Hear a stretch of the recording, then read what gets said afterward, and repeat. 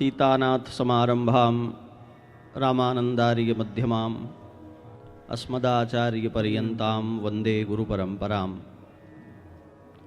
सितासिते यत्र तरङ्गचामरे नद्यौ विभाते मुनिकन्यके च लीलातपत्रं वट एकसाक्षात् सतीर्थराजो जयति प्रयागः। श्रीनाथ महाप्रभु के युगल पादारविंद की पावन सन्निधि में अपने परमाचार्य पूज्य श्री लक्ष्मण किलाधीश जी महाराज की सन्निधि में यहाँ इस दिव्य मंडप में भगवान की मंगलमयी भागवत सप्ताह कथा में हम लोगों को आने का सौभाग्य मिला है। मंच पर विराजमान परम श्रद्धेय व्यास स्वरूप पूज्य श्री रसिया बाबा जी महाराज, यहाँ हम लोगों को ले आने का जिनको श्रेय है, हमारे भगवान श्रीनाथ महाप्रभु गोविंद बार बार कहते हैं गवाम मध्य वसाम्य हम, और जहाँ कहीं ठाकुर जी की छवि पधारती है वहाँ यज्ञेश्वरी गायें भी पधारती हैं, यहाँ भी उनका दर्शन हो रहा है प्रत्यक्ष। तो हमको परम श्रद्धेय श्री गोपेश कृष्णदास जी महाराज यहाँ ले आए, उनका विशेष अभिनंदन। अभी आपने पूज्य स्वामी वज्रांग देव जी महाराज की वाणी सुनी। एक क्षण के लिए आपको ये लग सकता है कि यहाँ कथा में भागवत में बैठे हैं तो ये साइबर फ्रॉड से बचाने के लिए क्यों कह रहे हैं, लेकिन थोड़ा ध्यान देंगे तो आपको समझ में आएगा। जिनकी कथा हमको सुननी है यहाँ व्यासपीठ से, उनका एक नाम है चोर जार शिखामणि। तो कुछ ना कुछ तो आपका वो चुरा लेते हैं, जो नहीं अधिकृत हैं वे चुरा लें, उससे बचाना है।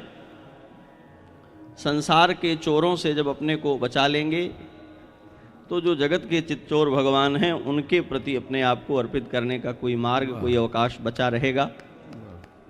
हम लोग तीर्थराज प्रयाग में हैं, उसके बहुत प्रकार के महात्म्य और उनकी चर्चा हो रही है, और बहुत प्रशंसा की, बड़े आह्लाद की बात है कि श्रीमद् भागवत महापुराण की चौथी कथा महाराज श्री प्रारंभ कर रहे हैं। यहाँ जन्मांतरे भवेत पुण्यम तदा भागवतम लभेत। अनेक जन्म के पुण्य होने से कभी किसी को भागवत का क्षण भर भी, एक पंक्ति भर भी उसका कोई अंश मात्र भी सुनने को मिलता है। और महात्म्य यही कहता है कि संपूर्ण ही नहीं क्षणार्धम क्षेमार्थम। और यहाँ आपको 3 आवृत्तियाँ हो करके चौथी आवृत्ति में फिर से प्रवेश मिल रहा है। ये तीर्थराज प्रयाग का महात्म्य है। माघ पर्यंत यहाँ जो आयोजन महाकुंभ का हो रहा है, जिसके लिए गोस्वामी पाद श्री हमारे तुलसीदास जी महाराज कहते हैं, यही प्रकार भरी माघ नहाही। कहाँ नहाते हैं? तो तीनों धाराओं का प्रतिपादन किया। राम भगति जहाँ सुरसरी धारा,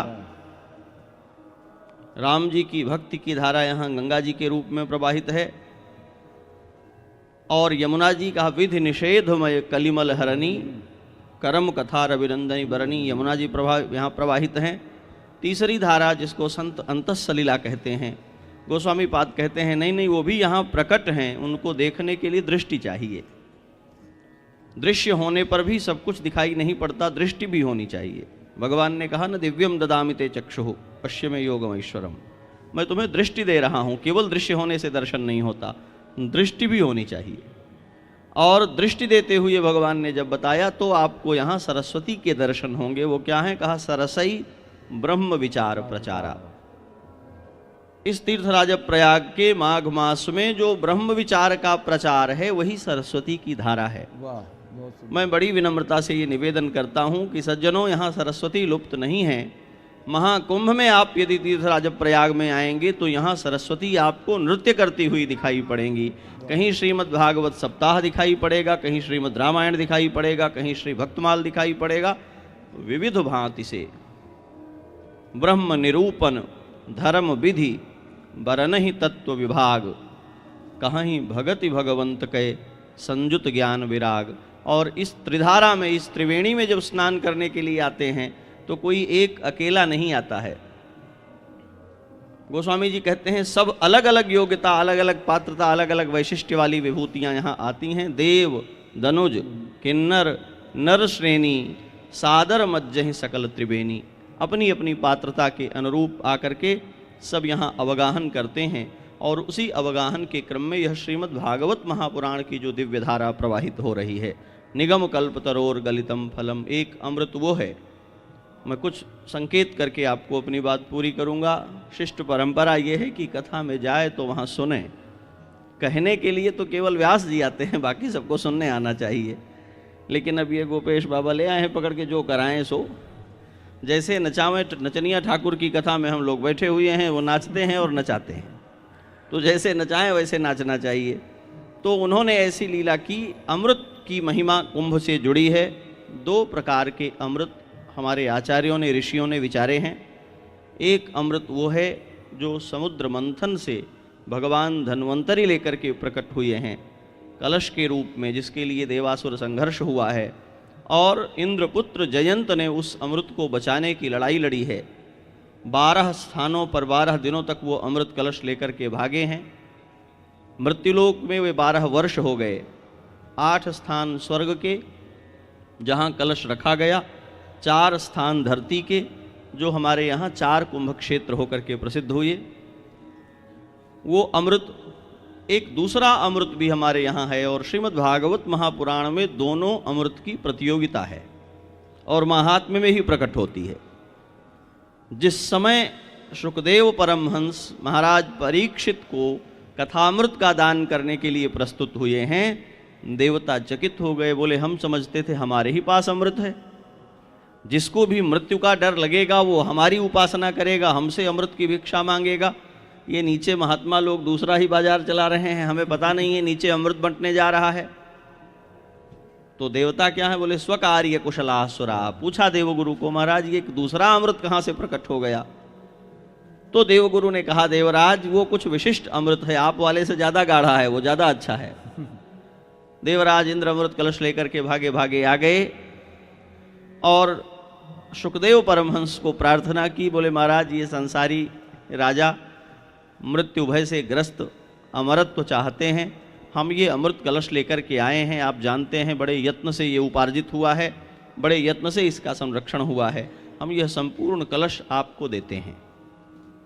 क्यों देते हो? बोले इनको पिला दीजिए, इन्हें मृत्यु भय है, मृत्यु भय से छूट जाएं।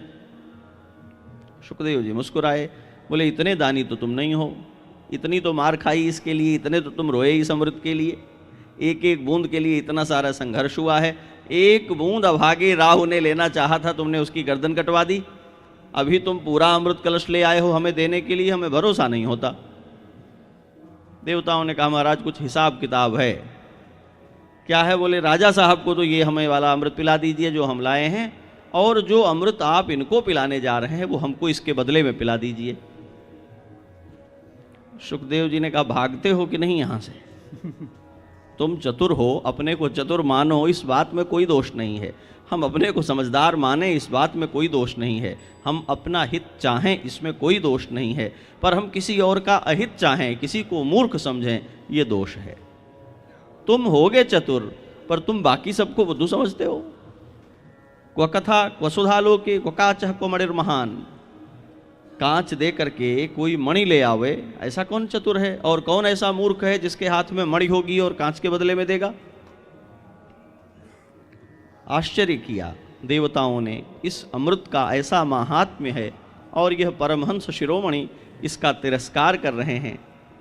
वहाँ तो सूत जी महाराज ने यह समाधान कर दिया कि अभक्त जानकर देवताओं को इनमें भगवत चरित्र के प्रति निष्ठा नहीं है, महत्व बुद्धि समझ करके, मोल चुका करके खरीद लेंगे ऐसा समझ करके लेने आए हैं, तो इनको कथामृत नहीं देना चाहिए, विदा कर दिया। पर जब आप गंभीरता से इसे देखने जाएंगे तो एक दूसरी बात निकल कर सामने आएगी। उपनिषद में जब महर्षि याज्ञवल्क्य अपनी पत्नी देवी मैत्रेयी को कहते हैं कि मैं जाना चाहता हूँ सन्यास में, अपनी संपत्तियाँ दोनों पत्नियों में मैं कात्यायनी और मैत्रेयी में विभक्त कर दूँ, तो देवी मैत्रेयी पूछती हैं भगवान यदि सारे संसार की सारी ही संपत्ति मेरी हो जाए तो मेरे जीवन पर क्या अंतर पड़ेगा? महर्षि याज्ञवल्क्य ने कहा कोई अंतर नहीं पड़ेगा। साधन संपन्न लोगों की भांति इंद्रियों का पोषण करते हुए आयु व्यतीत करके मर जाना है। जब मर जाना सुनिश्चित है तो बहुत सी संपत्ति एकत्र करके क्या करेंगे? पूज्य गोस्वामी जी महाराज कहते हैं अरब खरब लो द्रव्य है, उदय अस्तलों राज, तुलसी जो निज मरण है तो आवे के ही काज। 1000 वर्षों तक नहीं समाप्त होने वाली संपत्ति मिल जाए, जीवन तो 1000 वर्ष रहने वाला नहीं है, तो उस संपत्ति की चिंता करते करते मरना है, भोग तो नहीं सकते। तो देवी मैत्रेयी कहती हैं कि मुझे नहीं चाहिए। यदि आप मुझे पात्र समझते हैं, यदि आप मुझको अधिकारिणी समझते हैं और मुझ पर कृपा करते हैं, तो भगवंस तन्ममा चक्षु ये ना हम अमृता श्याम। आप मुझे कृपा करके वह दे दें जिससे मैं मरूं नहीं, अमृत हो जाऊं।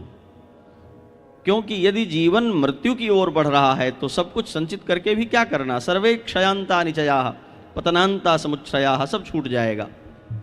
और तब उन्होंने उपदेश किया महर्षि याज्ञवल्क्य ने कि अमृतत्व की सिद्धि के लिए आत्मतत्व की उपलब्धि। एक अमृत वो है जो घड़े में भरकर रखा है, और एक अमृत वो है जो घट के अमृत का तिरस्कार करके भी अमृतत्व की सिद्धि करा दे, और वह कथामृत है। तो जो रसामृत है समुद्र से उत्पन्न, उसको प्रकट कर भी प्रयाग की भूमिका, और जो कथामृत है महर्षियों के सत्पुरुषों की वाणी से उत्पन्न, जिसको महाराज पृथु कहते हैं महत्तमांतर हृदयान मुखच्युतो विधत्स्व कर्णायुतमेश में वरह, वह कथामृत भी यहाँ से प्रवाहित हो रहा है। यही सरस्वती की दिव्य धारा है। इसमें आप अवगाहन करें, आपका जीवन मंगलमय हो, और यह कथा की आवृत्ति आपके चित्त को गोविंद के चरणों में लगा दे, इस बात की मंगल कामना व्यासपीठ के लिए बारंबार दंडवत निवेदन करते हुए जय सिया राम।